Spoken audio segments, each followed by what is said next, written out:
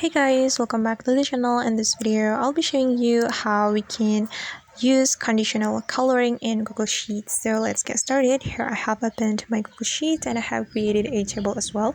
And we're going to use conditional coloring or conditional formatting for this column, this pass or fail column.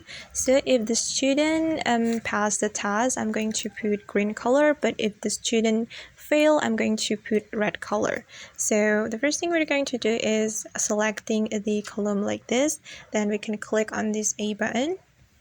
Then we can scroll down until we find conditional formatting, and it's over here, so just tap on it.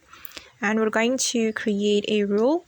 So just click on format cell if, and I'm going to click on text contain, and just click and just type pass like this.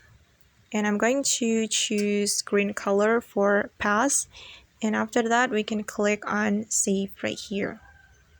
And we're going to add another rule, so just click on add, then click on format cell if, and I'm going to select text contain and click type fail. Then we are going to choose red color for fail student. So after that we can click on save, then we can click on the check mark. Okay guys, and that's how we can apply or use conditional formatting or conditional coloring in Google Sheets. I hope this video will be helpful for you. Thank you so much for watching and see you in the next video.